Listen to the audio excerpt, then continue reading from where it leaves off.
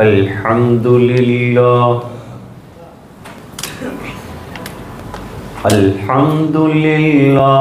वकफ़ा वस्सलामुन अला इबादिहिल्लज़ीना अस्त्वफ़ा।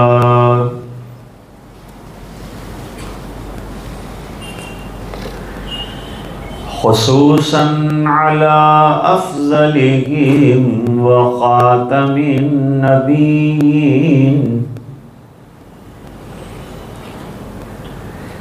मुहम्मदिनिल अमीन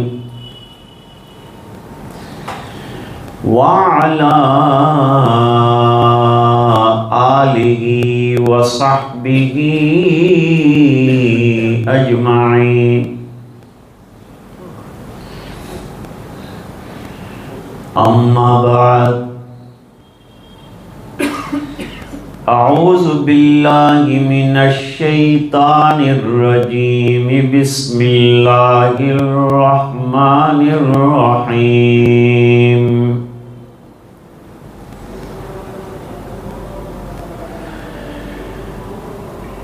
वमन यब्तगि गैरल इस्लामि दीनन फलन युक़बल मिन्हु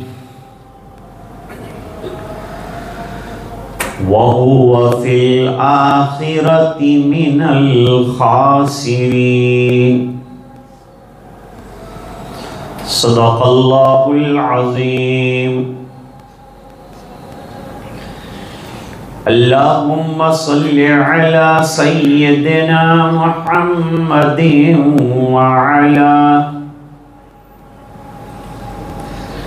व अला आले सय्यिदिना मुहम्मदिन व बारिक व सल्लिम।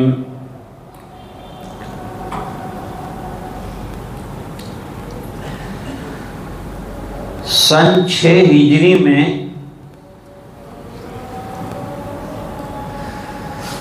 सुलह हुदैबिया हुआ है।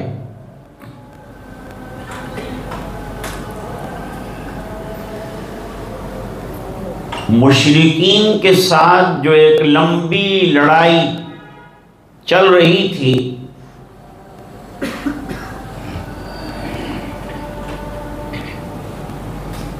वो सुलह हुदैबिया के मौके पर रुक गई।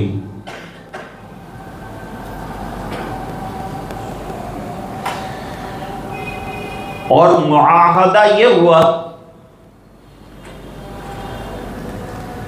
कि अब 10 साल तक मुसलमानों में और मुशरिकीन में जंग नहीं लड़ी जाएगी।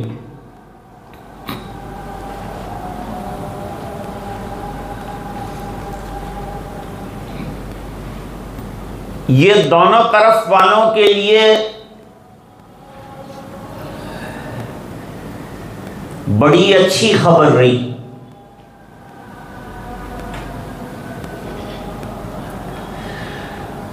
मुशरिकीन तो अपनी तिजारत में, कारोबार में, ये तमाम चीज़ों में लग गए। उन्होंने सफ़र शुरू कर दिए शाम के, यमन के।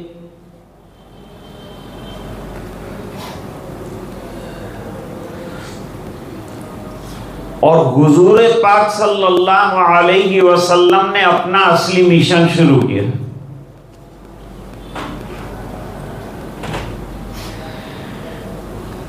आप सल्लल्लाहु अलैहि वसल्लम आलमी नबी,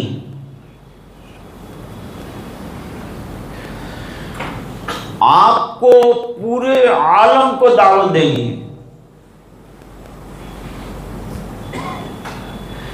कुल या अय्युहन्नासु इन्नी रसूलुल्लाहि इलैकुम जमीआ।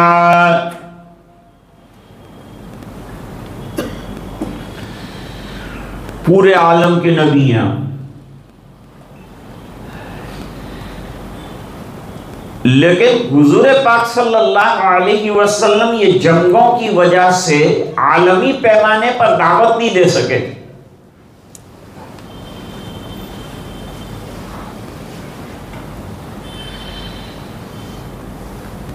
क्योंकि जंगों से फुर्सत ही नहीं होती। और ये भी बड़ा अहम काम था, दीन को बाकी रखने के लिए वो जंगें लड़ी जा रही।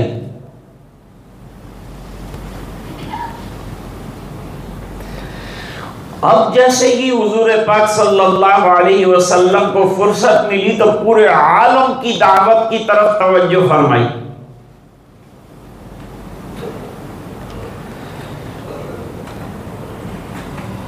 हमारे अकीदों में एक अकीदा है कि आप सल्लल्लाहु अलैहि वसल्लम खाली नबी नहीं है, आखिरी नबी भी है। दीन आखिरी है, किताब आखिरी है। लिहाजा इसकी दावत पूरे आलम को देगी।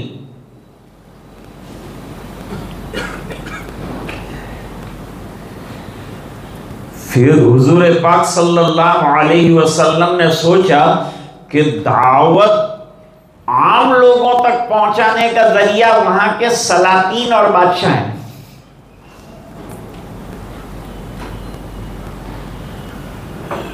फिर आपने पूरी दुनिया के जो बड़े बड़े सलातीन थे उनमें से 2 सुपर ताकतों का इंतखाब किया।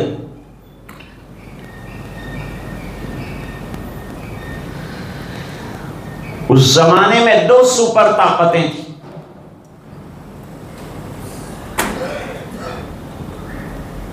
एक ईरान, दूसरा रोम। जैसे मौजूदा दौर में 2 सुपर ताकतें,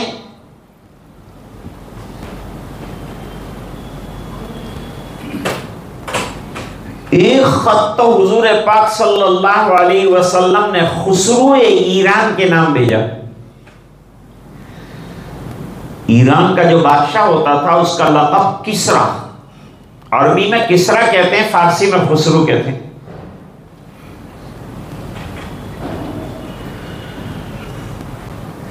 वो तो बड़ा मुतकब्बिर शख्स था, उसने सरकार के खत को चेक कर दिया। हुजूर को इत्तला मिली, हुजूर ने फरमाया इसके मुल्क के भी इतने ही टुकड़े होंगे जितने कि इसने मेरे खत के किए। नबी के खत का बड़ा एहतराम करना।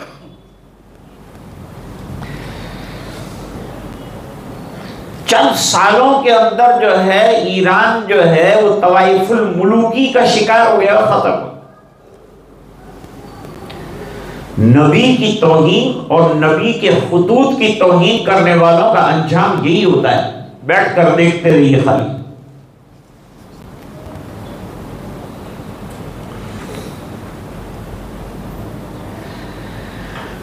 दूसरा खत नबी करीम सल्लल्लाहु अलैहि वसल्लम ने हजरत दहिया कल्बी रज़ी अल्लाह ताला अन्हु के हाथ कैसर रूम के नाम लिखा, लेकिन वो वाया होकर भेजना पड़ा। बसरा का जो गवर्नर था पहले उसको खत भेजा, उसने हजरत दहिया को ही सीधा जो है कैसर रूम के दरबार में भेज दिया।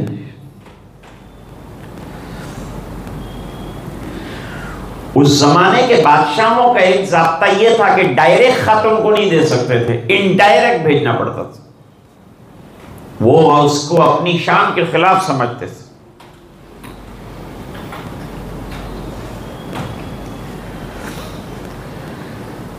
यह खत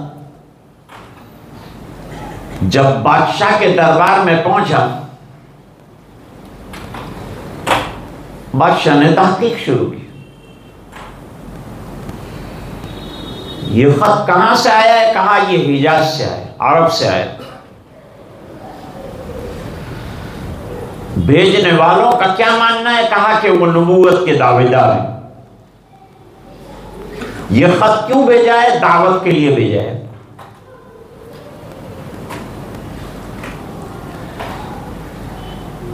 कैसर रूम का नाम हिरकल है। हिरकल 2 चीजों में माहिर था। नंबर 1, अपनी इंजील के बारे में वो बहुत माहिर था। नंबर 2, वो नुजूम का माहिर, ज्योतिषी जिसको कहते हैं, लेकिन ज्योतिषी से भी आगे, ज्योतिषी का तो अटकल पच्चू मामला होता है, नुजूम एक खास इल्म है।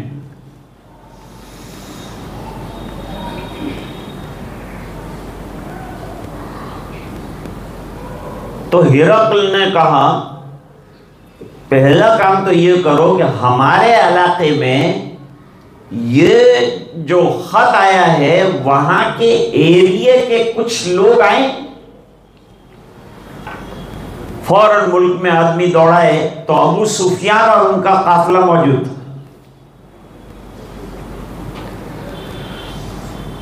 कहा इनको दरबार में हाजिर किया जाए। दरबार में बुलाया गया।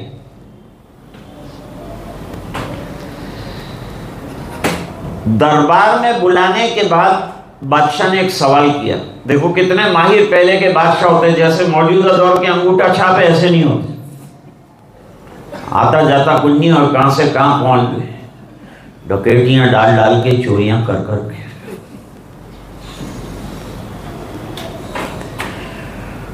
उसने कहा ये जो लेटर आया है ये लिखने वाले साहब से नसब के अंदर ये आने वालों में कौन करीब है?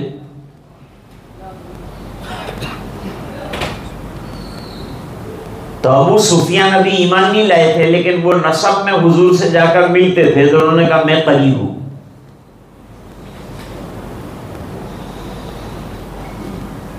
तुम आगे आ जाओ। उनको आगे बिठाया, कुर्सी लगाई, कहा तुम मेरे सामने बिल्कुल आमने सामने बैठ जाओ।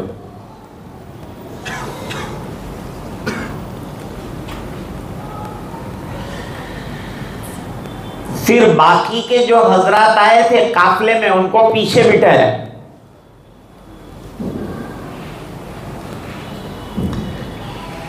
अब इसको हिरकल को अरबी आती नहीं, लेटर अरबी में आया है।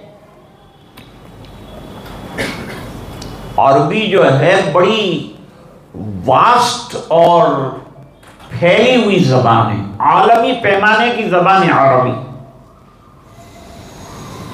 और मालदार जबान है। इसमें अल्फाज की, सेंटेंसेस की, वर्ड्स की कमी नहीं है। शेर के तो 100 नाम, तलवार के तो 150 नाम, तो बड़ी जबान है।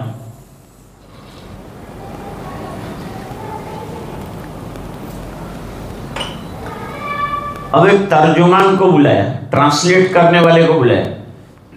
ट्रांसलेट करने वाला वो था जो बादशाह की जबान भी जानता था और अरबी जबान भी जानता था। ऐसे आदमी को बुलाया। एक जगह मलेशिया की जमात आई,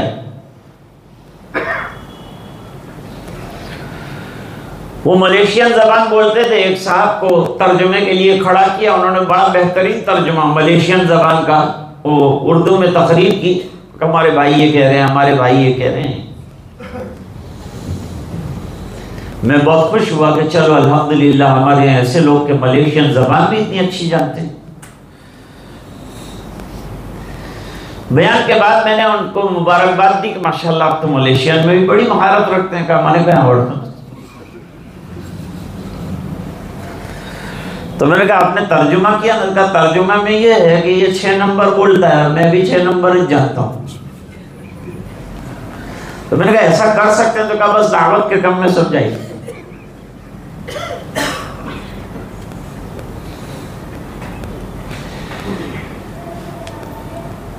अब ये तर्जुमान को बिठा दिया, हिरकल बैठ गए, अबू सुफियान, दरबार भरा हुआ है, वज़रा मौजूद है।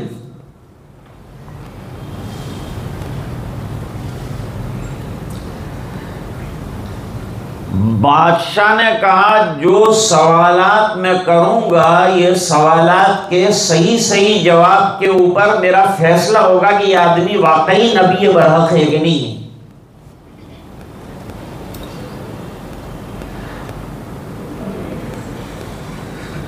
बुखारी शरीफ में ये पूरी रिवायत है। बादशाह ने 10 से 11 सवालात किए।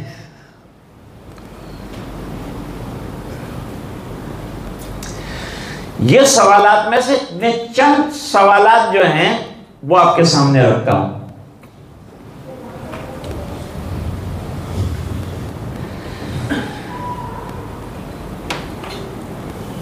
बादशाह ने एक सवाल किया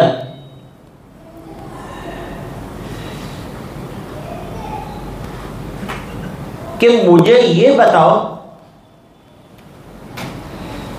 कि ये दीन जो नया आया है इसको फॉलो करने वाले जो हैं वो गरीब हैं कि अमीर हैं?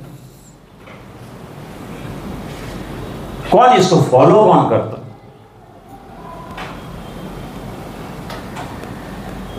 तो अबू सुफियान ने कहा कि ज्यादातर गोराबा हैं।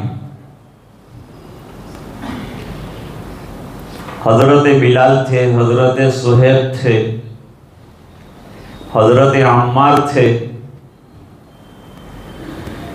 तमाम लोग जो हैं या तो गुलाम थे या गरीब थे। और इस्लाम ने कोई भी दीन इब्तिदान जब शुरू होता है तो गोराबा उसकी इत्तिबा करते हैं।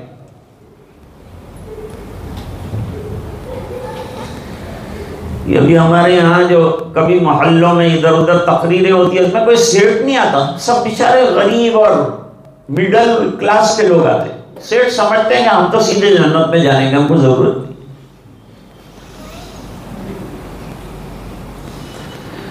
वो नहीं आते।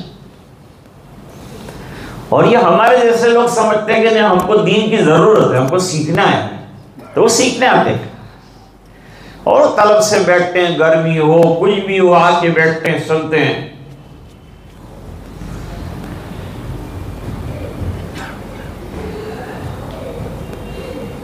अब अबू सुफियान को ये पूछा कि ये जो नबूवत के दावेदार हैं आखिर ये दावत क्या देते हैं? दावत किस बात की देते हैं? तो अबू सुफियान ईमान नहीं लाए। लेकिन हुजूर की दावत अभी आपके सामने मैं पूछूं कि क्या दावत हुजूर ने दी और भेजी तो हम लोग भी उसको जो है गड़बड़ा जाएंगे, नहीं बयान कर पाएंगे।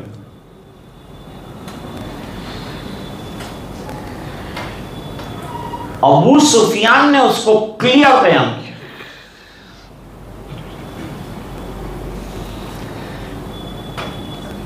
कहा पहली बात वो ये कहते हैं कि वहीदुल्लाह, सिर्फ एक अल्लाह की इबादत करो बस। Allah is only one, not more than one, not less than one. एक अल्लाह के परस्तार बनो बस।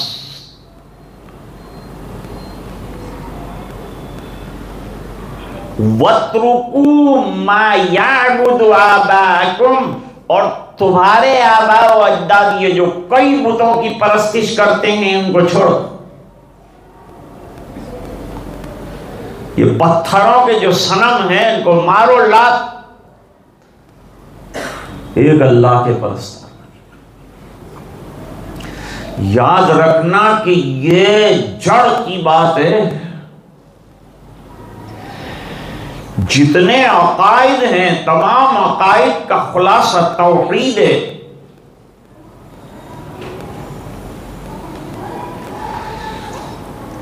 नंबर 2,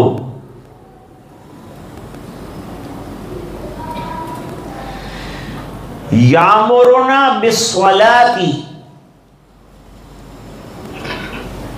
नमाज की दावत देते हैं कि सजदा करना है तो एक अल्लाह के सामने करना है, रुकू करना है एक अल्लाह के सामने करना है, इबादत करना है सिर्फ एक अल्लाह की करना।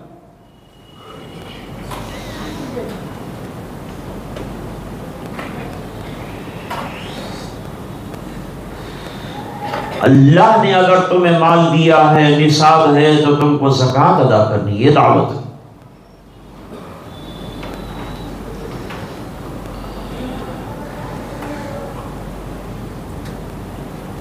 सदक़े करने की फजीलत बयान करते हैं कि सदक़ात वाजिबा के अलावा सदक़ात नाफिला भी दो, और सिद्क़ की दावत देते हैं कि सच बोलो।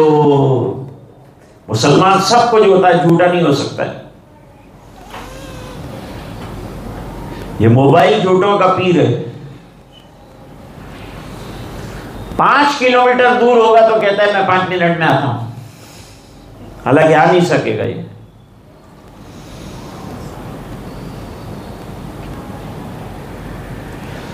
सच्चाई की दावत, सदकात की दावत। दूसरी एक बहुत बड़ी चीज जिससे आपस में मोहब्बत पैदा होगी वो सिला रहमी है। रिश्तेदारों में मोहब्बत रखना, उनके साथ लेना देना, जरूरतमंद रिश्तेदारों का ख्याल रखना। अगर अल्लाह ने माल दिया है तो सिला रहमी करना, यानी जरूरत में रिश्तेदारों की खूब मदद करना, ताउन करना। इससे माल कम नहीं होता बल्कि माल ज्यादा होता है, बरकतें होती।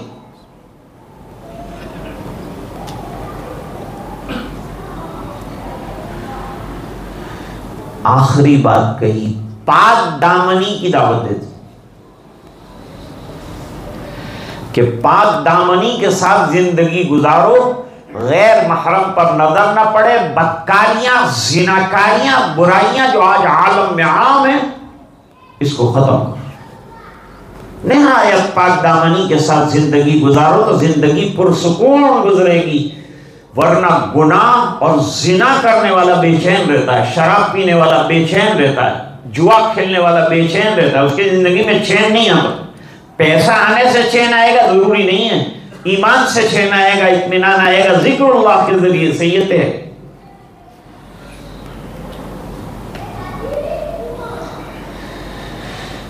फिर बादशाह ने एक सवाल किया, ये सब अहकाम पर अमल करने से घबराकर कोई दीन छोड़कर मुर्तद हो रहा है?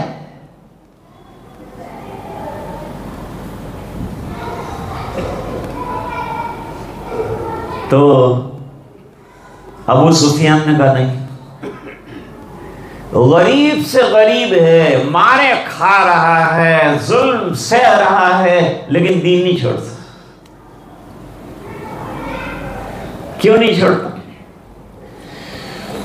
इस बिना पर कि दीन में इतनी खूबियां और इतने कमालात है, अल्लाह ताला कलमा पढ़ने पर इतने कमालात किसी को दे देगा तो काहे को छोड़ेगा वो दीन? इतनी खूबियों वाला दीन काहे को छोड़ेगा?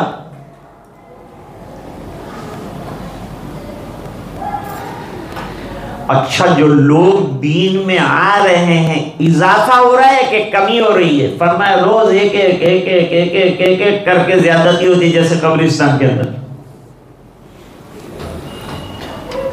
रोज एक एक करके जनाजा जा रहा है, बस्ती बढ़ रही। उधर से तो किसी को उठकर इधर आते देखा नहीं, इसलिए तो बसने का सवाल ही नहीं है कि भाई बेचारे बहुत रोते हैं, घर वाले बहुत परेशान हैं, इनका धंधा रोजगार सब अटवा गया, चलो मैं वापस जाता हूं।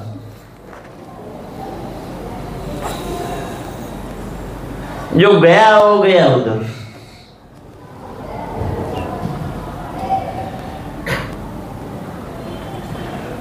तो असल बस्ती कब्रिस्तान की है। जुनैद बगदादी को किसी ने पूछा था कि बस्ती में जाना है, तो उन्होंने कब्रिस्तान का हवाला दे दिया। वो गया तो देखा तो कब्रें ही कब्रें हैं। कहा हजरत आपने बस्ती को कहा था, ये बस्ती है, यहां से जनाजे उधर जाते, उधर से इधर कोई नहीं आता। अच्छा, जो दीन में आ रहे हैं वो वापस जा रहे हैं? कहा नहीं, काहे के जाते थे? बढ़ते जा रहे हैं, रोजाना एक एक एक एक एक एक करके बढ़ते ही जा रहे हैं दीन के अंदर। दीन इतना बाकमाल है कि कोई दीन छोड़ने के लिए एक मरतबा आ जाए, दीन छोड़ने के लिए तैयार नहीं होता। जैसे हमारे अशरफिया में कोई एक मर्दा पढ़ने आ जाए, फिर छोड़ने का जी नहीं चाहता उसका, वो पढ़ के जाता। ऐसा अच्छा मदरसा।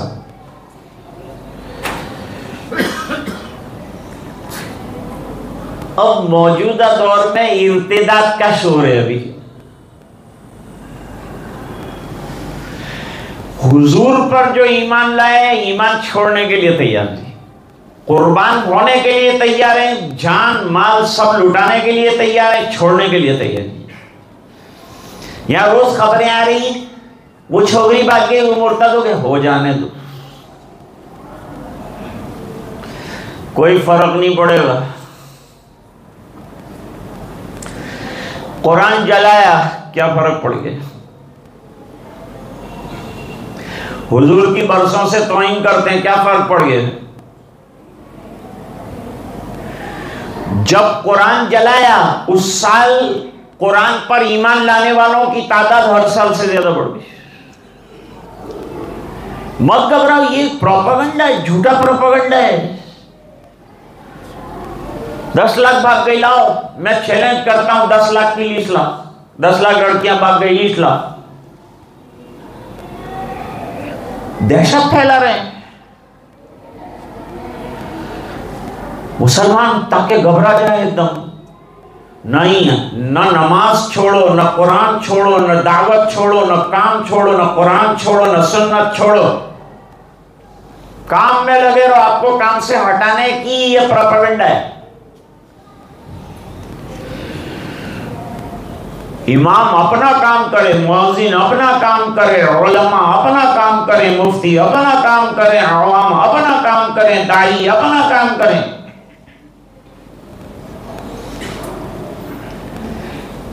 जैसे कारखाने के अंदर एक पुर्जा हिलता तो तमाम पुर्जे काम करते हैं, तब जाकर के प्रोडक्शन आता है। सब जितना इस्लाम का कारखाना है उसको जारी रखो, ये प्रोडक्शन आता ही रहे, कोई फर्क नहीं पड़ने।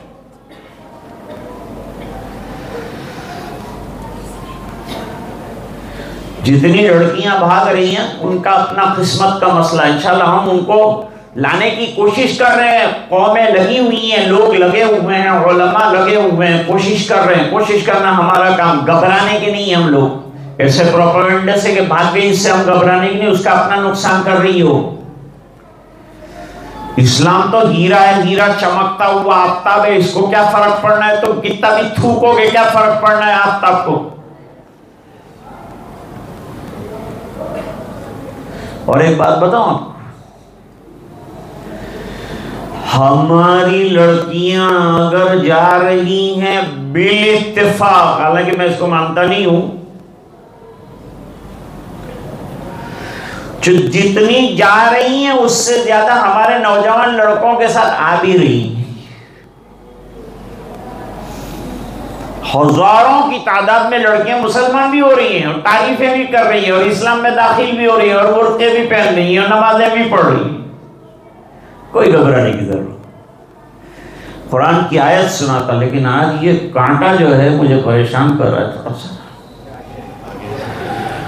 वो आगे वो आपका प्रॉब्लम है, मैं उसको देख कर शुरू किया हूं, इसलिए उसको देख कर बंद करूंगा।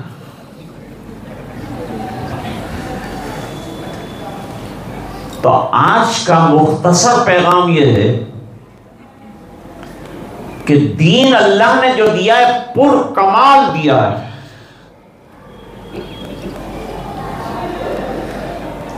भाई एक तरफ हीरा रखा हो, एक तरफ सांप रखा हो, तो आदमी क्या पसंद करेगा?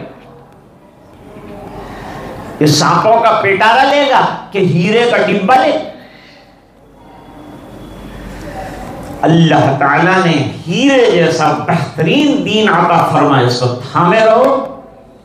अपनी औलाद की तरबियत, परवरिश, बच्चियों का खूब ख्याल रखो, उनको दीन और एतमाद अच्छी तरह से सिखाओ और मुतमईन रहो, फिक्रमंद रहो अपनी औलाद और जनरेशन के ईमान के बारे में। अल्लाह ताला हमें समझने की तौफीक अता फरमाए। वाखिर दावाना अनिल हम्दुलिल्लाहि रब्बिल आलमीन।